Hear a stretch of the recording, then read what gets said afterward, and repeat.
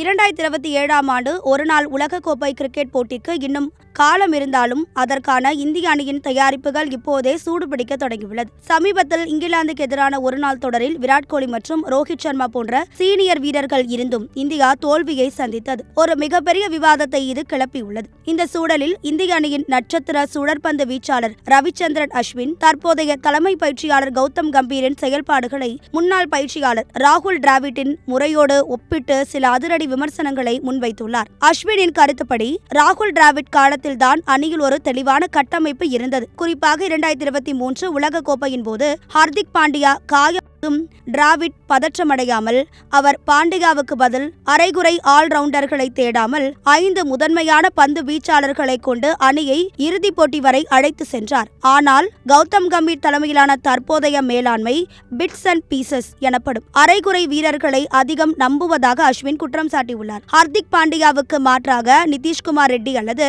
சிவம் தூபே போன்ற வீரர்களை கொண்டு வருவது ஒருபோதும் நிரந்தர தீர்வாகாது என்பது அவரது வாதம். அணியில் தெளிவான முடிவுகள் எடுக்கப்படாததே டெஸ்ட் போட்டிகளிலும் இந்தியா தடுமாறுவதற்கான காரணம் என்று அஸ்வின் மிக துல்லியமாக சுட்டிக்காட்டியுள்ளார். உலகக்கோப்பை போன்ற பெரிய தொடர்களை வெல்ல வேண்டுமானால் அந்தந்த துறையில் கை தேர்ந்த ஸ்பெஷலிஸ்ட் வீரர்கள் மட்டுமே கை கொடுப்பார்கள் என்று அவர் எச்சரித்துள்ளார். இதற்காக அஸ்வின் ஒரு அருமையான ஆலோசனையையும் வழங்கியுள்ளார். அடுத்த 14 மாதங்களுக்கு ஒரு 17 அல்லது 18 வீரர்கள் கொண்ட பட்டியலை இப்போதே தயார் செய்து அவர்களுக்கு தெளிவான வாய்ப்புகளை வழங்க வேண்டும். 2 விக்கெட் கீப்பர்கள், 3 ஸ்பின்னர்கள் மற்றும் 5 வேகப்பந்து வீச்சாளர்கள் கொண்ட இந்த வீரர்களை சுழற்சி முறையில் விளையாட வைத்து உலக கோப்பைக்கு தகுதியான சிறந்த 11 வீரர்களை தேர்வு செய்ய வேண்டும் என்று அவர் கூறியுள்ளார். கம்பீரின் தற்போதைய திட்டங்களில் தெளிவு இல்லை என்று அஸ்வின் வெளிப்படையாக பேசியிருப்பது கிரிக்கெட் வட்டாரத்தில் பெரும் பரபரப்பை ஏற்படுத்தியுள்ளது. அஸ்வினின் இந்த ஆக்கப்பூர்வமான விமர்சனத்தை ஏற்றுக்கொண்டு கம்பீர் தனது பாணியை மாற்றுவாரா அல்லது தனது சொந்த திட்டத்தோடு முன்னேறுவாரா என்பதை நாம் பொறுத்திருந்துதான் பார்க்க வேண்டும். எது எப்படியோ 2027 உலக கோப்பையை வெல்ல வேண்டுமானால் இந்திய அணியில் ஒரு மிகப்பெரிய மாற்றம் தேவை என்பதை அஸ்வினின் இந்த பேச்சு அப்பட்டமாக தெளிவுபடுத்தியுள்ளது.